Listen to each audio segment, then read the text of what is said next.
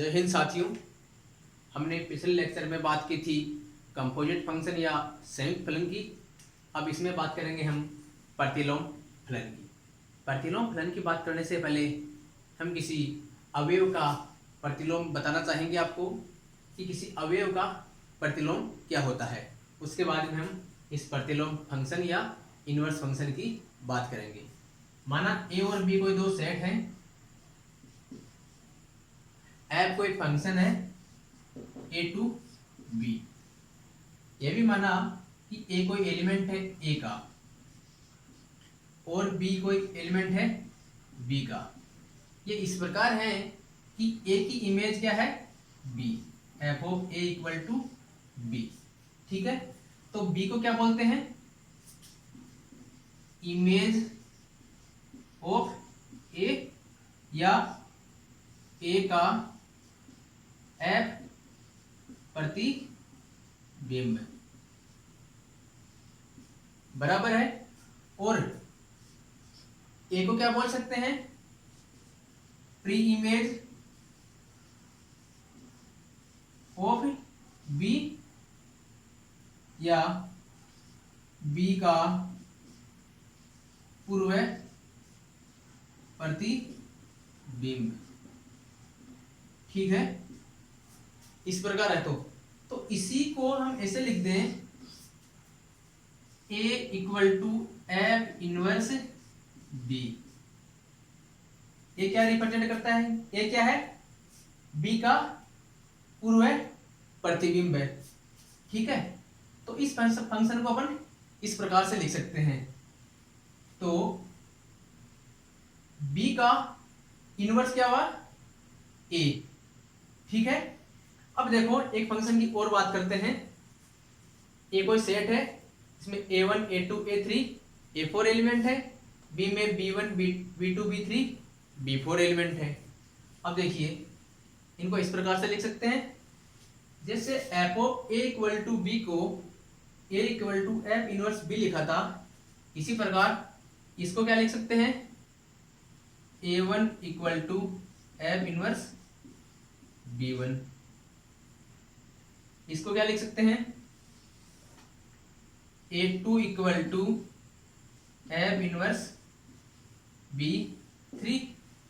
इसको क्या लिख सकते हैं a3 equal to f inverse b2। a4 equal to f inverse b3 बराबर है। तो यहां देखो F inverse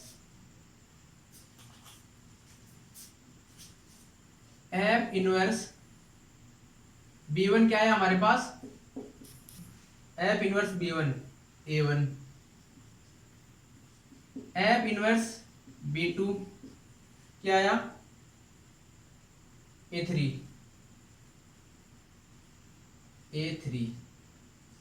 F inverse b3, F inverse b3 a2 भी है, एफ इनवर्स b3 a4 भी है, a2 a4। अब देखिए b4 किसी भी एलिमेंट की इमेज नहीं है। ठीक है, तो b4 का इनवर्स क्या आएगा एफ इनवर्स b4। क्योंकि ये किसी भी एलिमेंट की इमेज नहीं है, अतः इसका इनवर्स क्या आएगा 5। तो देखिए किसी भी अवयव का प्रतिलोम या एलिमेंट का इनवर्स एक भी हो सकता है, एक से ज्यादा भी हो सकता है और न भी हो सकता है। यह जरूरी नहीं कि किसी एलिमेंट का इनवर्स एग्जिस्ट करे।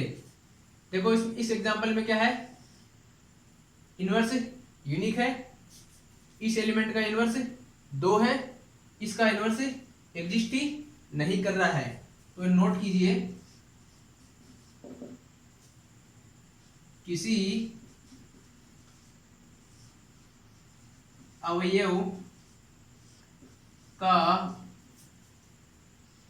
प्रतिलोम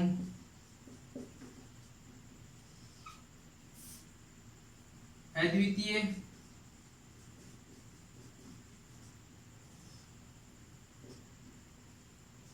एक से अधिक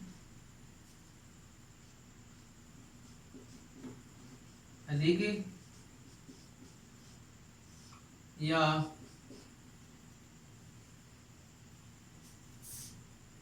न भी हो सकता है।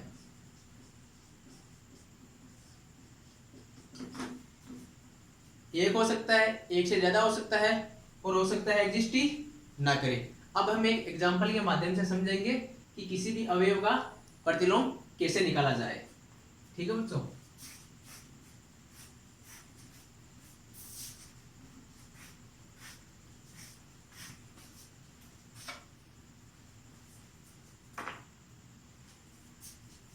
माना f कोई फंक्शन है from C to C, set of complex number 2, complex number f of x equal to x square minus 1।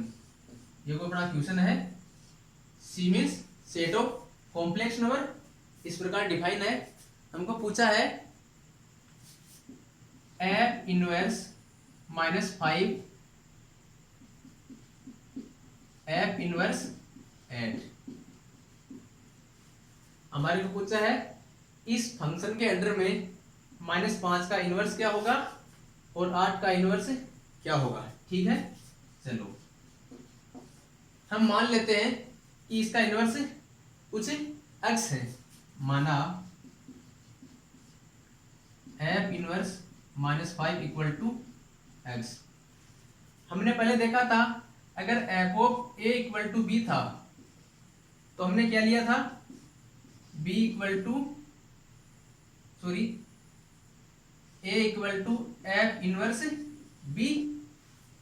ठीक है, f inverse b equal to a तो b equal to f of a। Similarly f inverse -5 equal to x, this implies -5 equal to f of x। ठीक है, -5 equal to f of x कितना है, x square minus 1।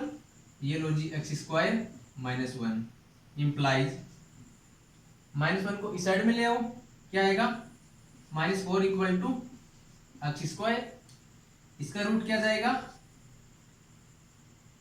Plus minus 2 iota equal to x, अर्थात x equal to 2 iota minus 2 iota. इसका मतलब -5 के inverse कितने आए, 2 आए। कौन कौन से आए, 2 आयोटा माइनस 2 आयोटा, दोनों ही कॉम्प्लेक्स नंबर है तो कोई दिक्कत नहीं है। अब देखिए 8 का इनवर्स कितना आएगा, इसका मान लो, माना f inverse 8 equal to a।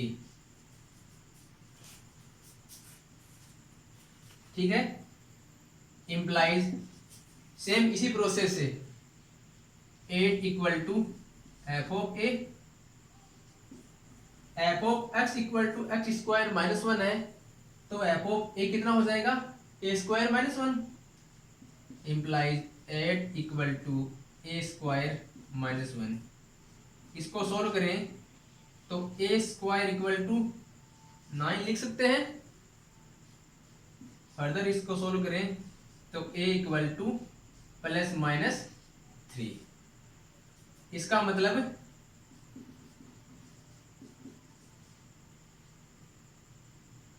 Three minus 3 3। 8 का इनवर्स कितना आया, प्लस माइनस 3, और -5 का इनवर्स कितना आया, 2 iota minus 2 iota. Hence f inverse -5 equal to -2 iota 2 iota and f inverse 8 equal to -3 plus 3। ठीक है बच्चों, इस एग्जाम्पल से किसी अवयव का प्रतिलोम आपने निकालना सीख लिया है। अब बात करेंगे किसी फंक्शन का प्रतिलोम या इनवर्स फंक्शन।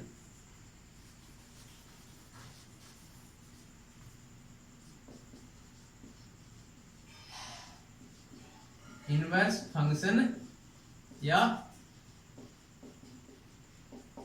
प्रतिलोम फलन।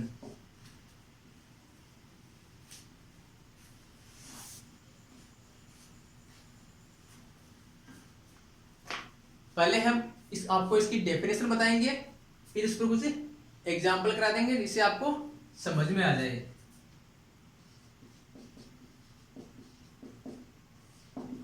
परिभाषा क्या बोलती है, यदि f किसी सेट A से किसी सेट B पर एकेकी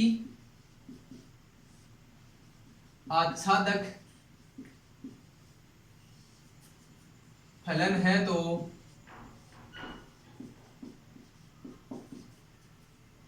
f का प्रतिलोम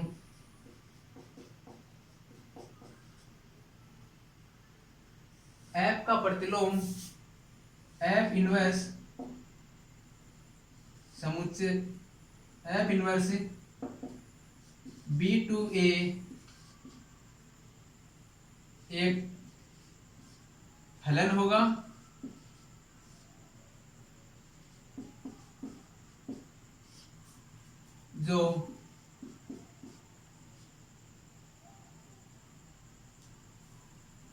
जो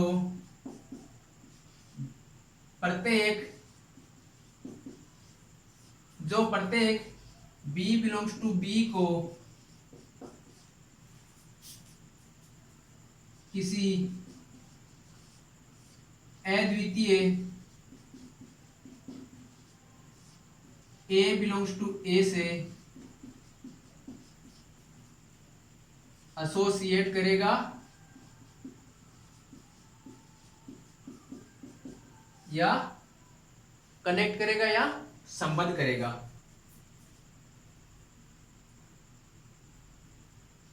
अर्थात f inverse B to A कोई फंक्शन होगा, प्रत्येक B को A से एसोसिएट करेगा। कब करेगा, जब f(a) = B हो। ठीक है, अब इसको क्रमित युग्म के रूप में कैसे लिखते हैं, क्रमित युग्म। अब देखो, अगर f(a) = B है तो इसका क्रमित युग्म में क्या लिखते हैं, a, b। This means a की इमेज b है, किसके अंडर में, f के अंडर में, तो इसको बोलते हैं f का क्रमित युग्म। तो सिमिलरली f इनवर्स का क्रमित युग्म क्या होगा, b a। कब होगा, जब ab f का क्रमित युग्म होगा। ठीक है, तो इनवर्स फंक्शन की हमने आपको डेफिनेशन बता दी, क्या डेफिनेशन होती है।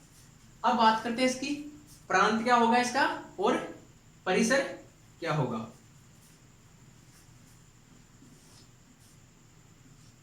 f इनवर्स का प्रांत, f इनवर्स का परिसर।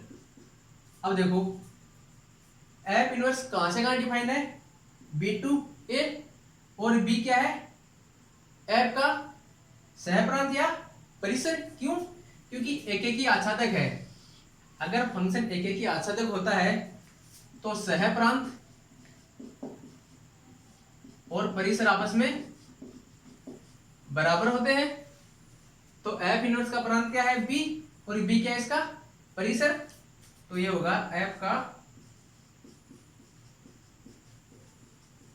परिसर। f इनवर्स का परिसर, f इनवर्स का परिसर क्या होगा, a क्या है इसका प्रांत, किसका, f का, ये होगा f का प्रांत। ठीक है, तो f इनवर्स का प्रांत और परिसर दोनों की बात होगी। अब एक छोटा सा एग्जांपल लेते हैं कि किसी फंक्शन का इनवर्स कैसे निकाला जाए। ठीक है,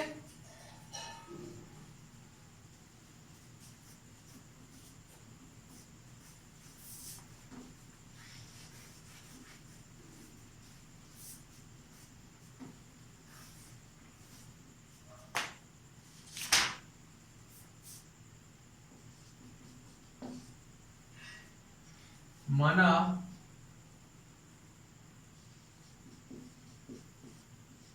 एफ रियल नंबर पर एक की आच्छादक फलन है जो निम्न प्रकार परिभाषित है।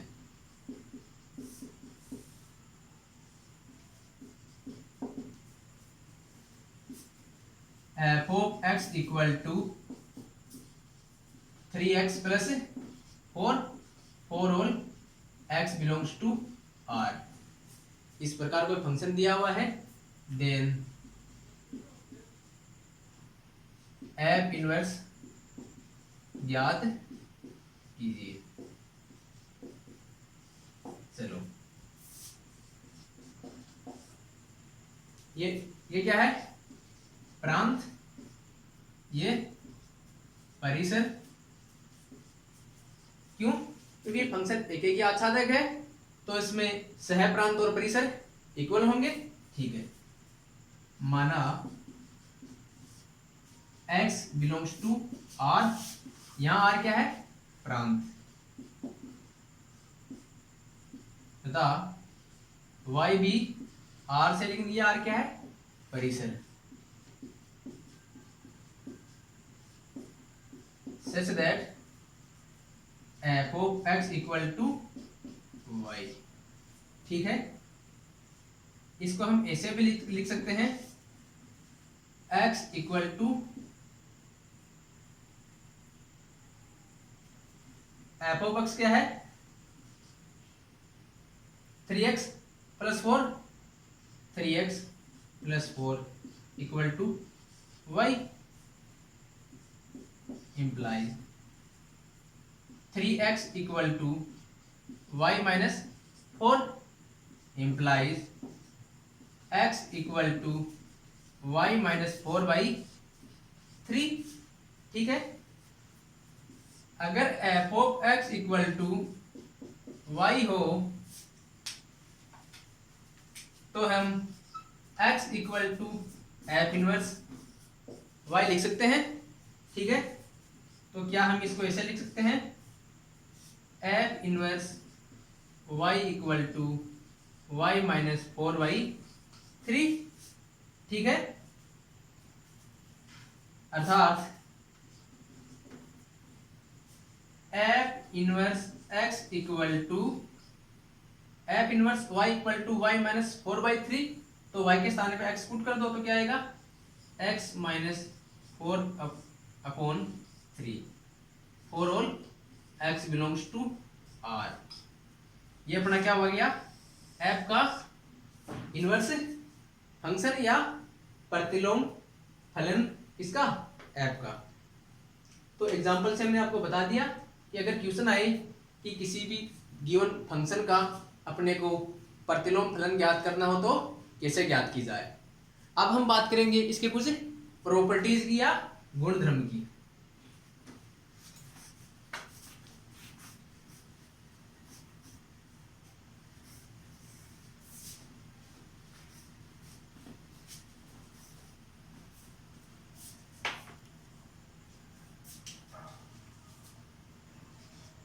प्रतिलोम फलन के गुणधर्म।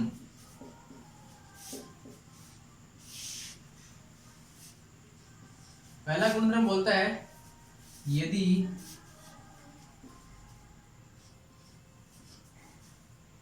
f कोई एकेकी आच्छादक फलन है तो f इनवर्स भी एकेकी आच्छादक फलन होगा। एक चीज तो कंपलसरी है ही, हो तो हमने पहले भी बता दी कि इनवर्स तभी एग्जिस्ट करेगा जब ये एक एक ही आच्छादक हो। ठीक है, तो ये बोल रहा है कि एफ इनवर्स भी क्या होगा, अपना एक एक ही आच्छादक फलन होगा। दूसरी प्रॉपर्टी बोलती है अगर एफ और जी दो एक एक ही आच्छादक फलन है, एक एक ही आच्छादक फलन है, और अपना एफ ऑफ जी डिफाइन है, ये क्या है, परिभाषित है, तो एफ ऑफ जी इसका इनवर्स क्या होगा, जी इनवर्स ऑफ एफ इनवर्स। इसको हम प्रूफ नहीं करेंगे, लेकिन इसको हम एग्जाम्पल या क्वेश्चन में यूज लेंगे। ठीक है, अब तीसरी प्रॉपर्टी बोलती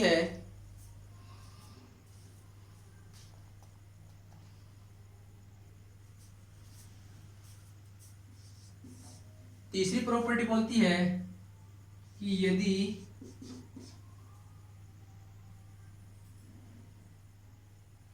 एफ कोई एक ही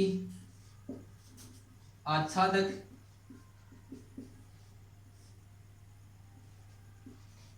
फलन है, तो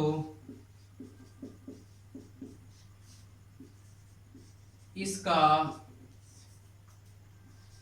प्रतिलोम फलन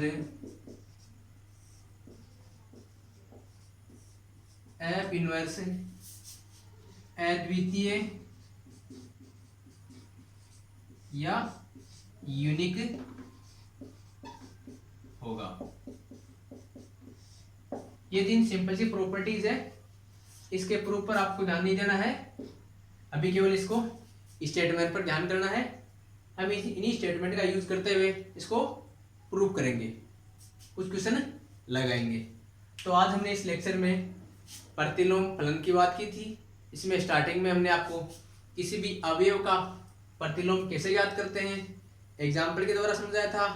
फिर प्रतिलोम फलन की परिभाषा, उसका डोमेन क्या होता है, यथार्थ प्रांत क्या होता है, परिसर क्या होता है, और एक एग्जाम्पल के माध्यम से बताया था कि किसी भी दिए हुए फलन का प्रतिलोम फलन कैसे ज्ञात किया जाए।